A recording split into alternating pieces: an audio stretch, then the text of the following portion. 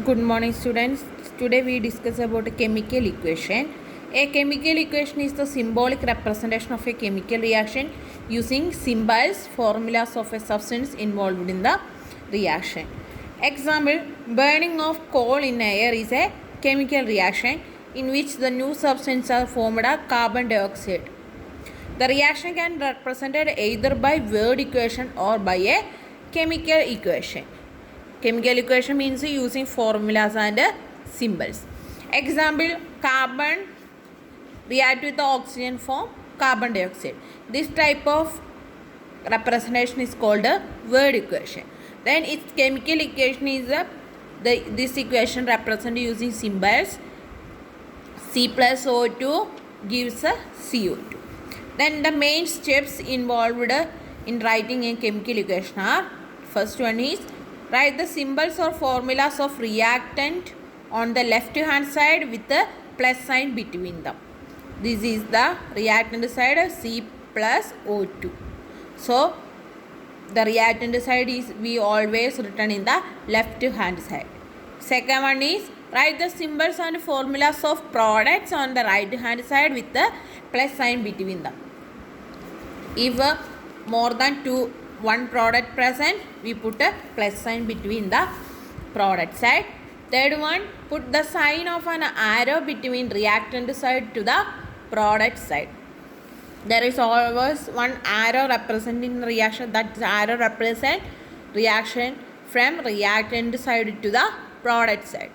Then last one, represent the reactant and products in their molecular form because their atomic forms are neither stable nor capable to separate existence.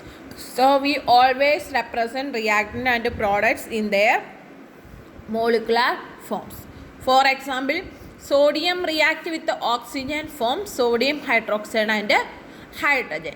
We can write the word equation sodium plus water gives sodium hydroxide and hydrogen. This is the chemical equation 2Na plus 2H2O gives 2NaOH plus H2. A chemical reaction tell what substances are involved in a given reaction is called a reactant and what are the substances formed as a result of reaction is called products.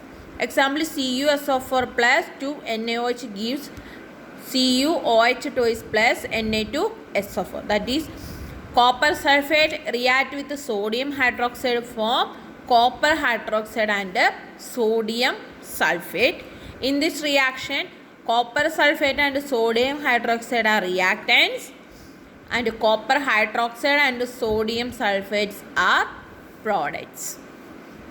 Then the chemical reaction may involve one reactant and two or more products, two reactant and one product, two reactant and two product, and two reactant and three or more products.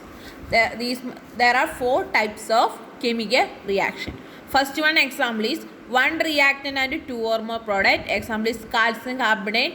When heating, it gives calcium oxide and carbon dioxide.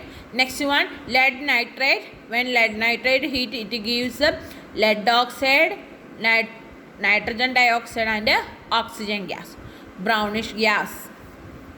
Then two reactant and one product. Example is ammonia react with the HCl form ammonium chloride, N2 plus 3H2 form 2NH3, production of ammonia. Both are example of two reactant and one product.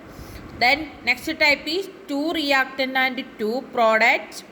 Example, silver nitrate AgNO3 react with the NaCl form AgCl plus NaNO3. AgCl is the precipitate formed here. In this reaction, two reactant combine together form two product. Another example is sodium sulfate and barium chloride react to form barium sulfate and 2NaCl. Here barium sulfate is the precipitate formed here. Here also this is the example of two reactant and two products. Next one is two reactant and three more products. Example, Cu plus 2H2SO4 gives CuSO4 plus 2H2O plus SO2. Here this is the example of displacement reaction. Copper displaces hydrogen and these are the products. Another example is 2 KMnO4 plus 16 HCl gives 2 KCl plus 2 MnCl2 plus 8 H2O plus 5 Cl2. This is also example of 2 reactant and 3 more products. Next type of equation is skeleton equation. If an equation is represented in a chemical change but it is unbalanced, then we write that reaction. The unbalanced equation of a chemical reaction is called skeleton equation, or the total number of atoms in each element on the two sides are not equal. Such a type of representation of equation is called skeleton equation. Example, KNO3, when we heat it to form KNO2 and O2. Here the number of oxygen atom in the reactant side is not equal to number of oxygen in the product side. So this is not a balanced equation, but this represents a skeleton equation. Then balanced equation is the total number of atom of each element in the reactant side as well as the product side is the same. Then it is called a balanced equation. Example, CaCO3, on heating it form calcium oxide and carbon dioxide. In this equation, the number of atom calcium, carbon, oxygen, 1 calcium, in product side also 1 calcium, 1 carbon, in product side also 1 carbon. Here it is 3 oxygen, product side also 3 oxygen. So the both the sides the number of atom is the same. So this equation is called a balanced equation. Then next equation is KNO3 gives KNO2 plus O2. In this reaction, here it is 1 potassium, here also 1 potassium, here it is 1 nitrogen, product side also 1 nitrogen, here it is 3 oxygen, here it is 4 oxygen. So the number of oxygen atom is different in both sides, so it is not a balanced equation. The balanced form is 2 KNO3 gives 2 KNO2 plus O2. So this equation is called skeleton equation and this one is called a balanced equation.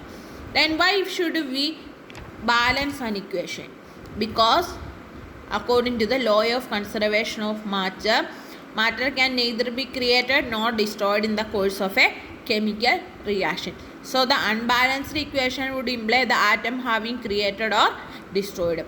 So a reaction or a equation is always balanced because every reaction, every changes obey law of conservation of mass. Next section we discuss in the next class. Thank you.